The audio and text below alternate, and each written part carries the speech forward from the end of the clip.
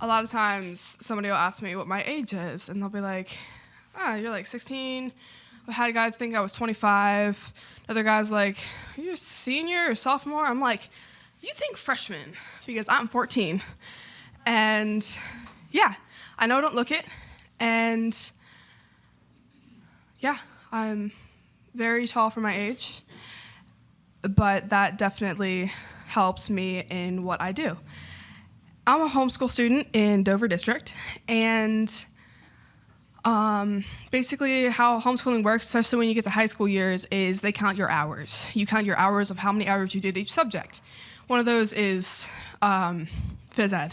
And I could come up here and say so many different things that would apply to other duties as assigned, from driving a truck across the country on a short notice to being a steward at a cat show. Just like, there's a lot of random stuff that happens to me, and but I am actually the youngest woman to ever ride the Great Divide self-supported. And the Great Divide mountain bike route is the longest unbroken mountain bike route in the world. It is 2,900 miles long, and I am an ultra-distance cyclist. And this past summer when I was 13, that's what I did. I rode that, and yeah, people, after hearing that about me, they a lot of times they ask me, they're like, don't you realize how amazing that is? Like how it's so crazy that you just did that. Like, isn't that crazy? And I'm like, no, it's not. And the reason why is because I've been doing this since I was 2 years old. And my miles have just added up over the years. And they continue to like increase as I get older. So doing 120 miles in a day and then backing that up with another 100 and some miles, it's nothing to me because I'm used to it. This is what I've done, and this is what I do. But looking back on this, I realized that it has so much of an impact on people, and I really think that's the reason I did it.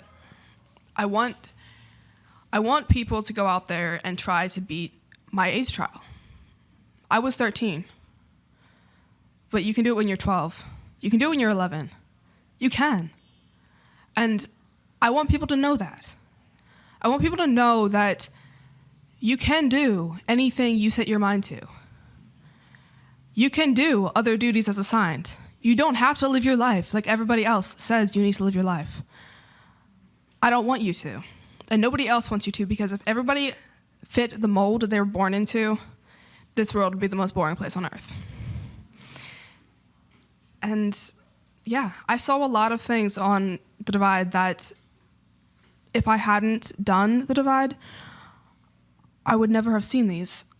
There was times that I would just round a corner up in Canada and just have to stop and take it all in. There would just be this big waterfall and this little bridge and these tall pine trees that they don't get that tall here.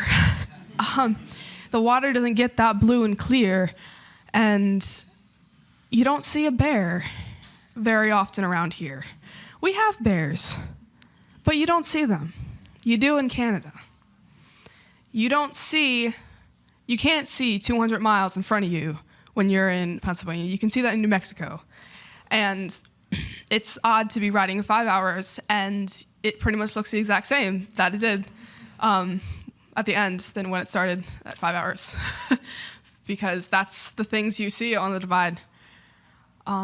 It would be just twists and turns, and like everything would just change within a couple minutes, or it would just stay the same. It'd be the most amazing view, and you still could never get sick of this.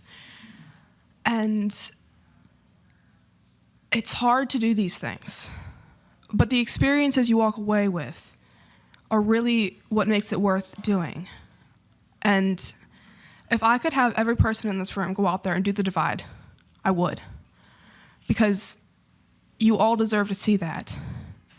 And I want to share my story so people can go and experience what I've experienced, because I'm a lucky person to be able to do that.